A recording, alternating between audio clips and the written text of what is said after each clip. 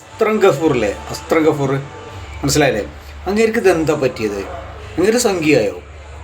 ഈ ചർച്ചയൊന്ന് കേട്ട് നോക്കി. പാർട്ടികളെ പറ്റിയും പറ്റി അദ്ദേഹം പറയുന്നതും മോദിയെ പറ്റി പറയുന്നതും മോദി സർക്കാരിനെ കുറിച്ച് പറയുന്നതൊക്കെ ഒന്ന് കേട്ട് നോക്കി. എനിക്ക് അതിശയം തോന്നി ഇദ്ദേഹത്തിന് ഇത് എന്ത് പറ്റിയെന്ന് ഒന്ന് കണ്ടു നോക്കൂ. ഞാൻ പറഞ്ഞുതരാം. ആ തന്ത്രം എന്താണെന്ന് വെച്ചാൽ, ഇയാൾ ഇവിടെ ലാൻഡ് ചെയ്യുന്നു, അഭിജിത്ത് ലാൻഡ് ചെയ്തിട്ട് ഇയാൾ അവിടെ ചെല്ലുമ്പോൾ നാച്ചുറലി 7 ദിവസം പറയണമല്ലോ, അത് പറയാതിരിക്കുകയും ഇത് നിഷേധിക്കുകയും ചെയ്യുന്നു. നിഷേധിക്കുന്ന ഉടനെ തന്നെ വലിയൊരു ബഹളം ഉണ്ടാകുന്നു. മനസ്സിലായില്ലേ?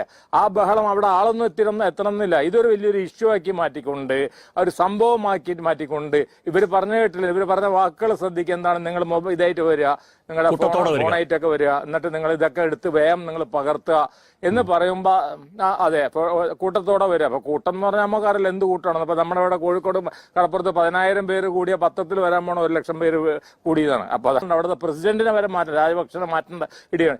ഇതിപ്പോ ഒരു ചെറിയൊരു പരീക്ഷയുടെ പ്രശ്നത്തിന്റെ മുകളിൽ, അല്ലെങ്കിൽ മറ്റുള്ള CBSEയുടെ മുകളിലൊക്കെ ഉള്ള പ്രശ്നം, അത് ഈ രാജ്യവ്യാപകമായിട്ടൊരു പ്രക്ഷോഭമായി മാറ്റുക എന്നുള്ള എന്റെ അഭിപ്രായത്തിൽ എളുപ്പമുള്ള ഒരു കാര്യമല്ല.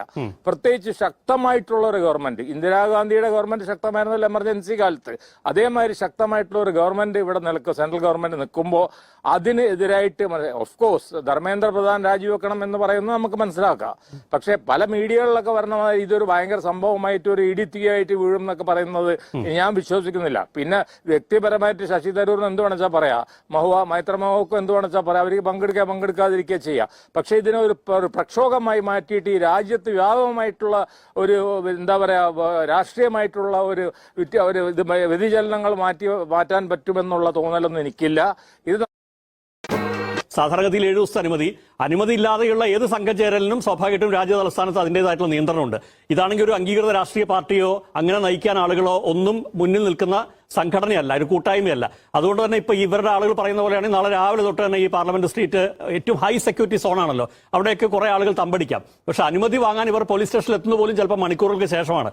അതുകൊണ്ട് തന്നെ ആ കൂട്ടായ്മകളോ സംഘം ചേരലോ ഒക്കെ തന്നെ അനധികൃതമായി കണക്കാക്കാനും ആ അർത്ഥത്തിൽ തന്നെ ഈ ആളുകളൊക്കെ പിടിച്ച് ഡീറ്റെയിൻ ചെയ്യാനുള്ള സാധ്യത അവിടെ നിൽക്കല്ലേ?